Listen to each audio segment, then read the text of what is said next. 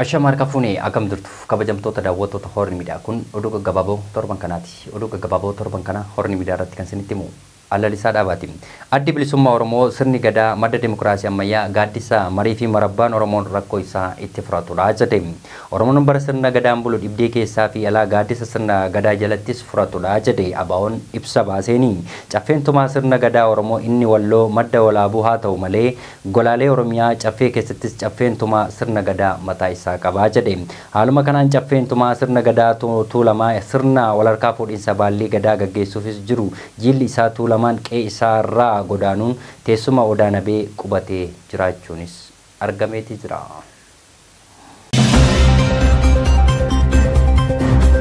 Qaama warraaqsa diinagdee Oromoo kan ta'e warshaan dhugaatii keenya godina Shawwaa Lixaanaa daandiittis biliyoona 22 caalu lafa hektaara 110 irratti ijaarame xumurame. Pirezidaantiin Itoophiyaa Taayyee Asqasillaasis eebbisiisanii jiru jedhame. Sirna eebbaa kana irrattis pirezidaantiin mootummaa naannoo Oromiyaa obbo Shimallis Abdiisaa dabalatee aangoonni mootummaa naannoo Oromiyaa fi federaalaa argamanii jiraachuunis argameeti jira. Warshaan kun ijaaramee eebbaaf ga'uun hedduu gammachiisaa jira. Namoonni hedduufis carraa hojii uumee jira jechuunis himatame. Warri mootummaa qeeqan immoo warshaan dhugaatii keenya eebbifamuun waan gaarii ta'uu dubbachuun pirojektoonni warraaqsa diinagdee Oromoo waan hedduu turanii jechuunis komatu. Hedduun isaanis yaadatamee waan hojii irra hin jirres jedhanii komii isaanii dhageessisaatii jiru.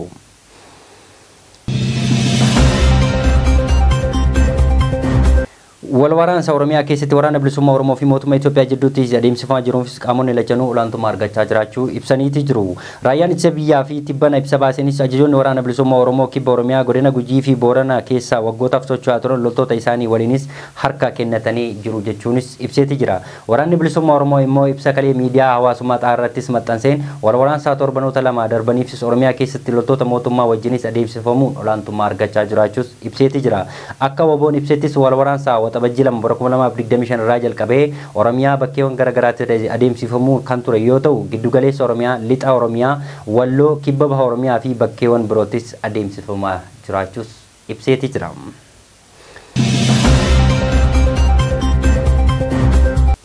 Haroon dambal balaa gogiinsaaf saaxilamaa jira jedhame. Sababiin haroon guddaan kun gogaa jiruufis immoo qonna jallisii qarqara haroo kanaatti hojjetamu ta'uus gabaafameeti jira.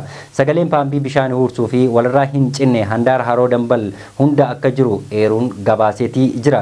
Bishaan akka malee paambii bishaanii xuuxamuun oola jechuunis himani. Haroon guddaan kunis balaa gogiinsaattis saaxilamaa akka jirus dubbatamaatii jira.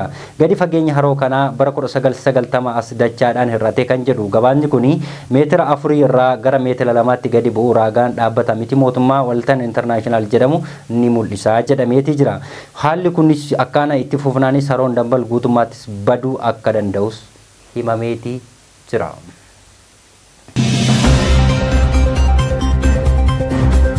Oduu biyya alaatiin. Israa'el humna eeggataa hedduu bobbaaftee jedhame. Humna eeggataa waamuun alattis daangaa Sooriyaa fi Libaanoo irrattis eegumsaaf humna bobbaasaa jiraachuus ibsameeti jira.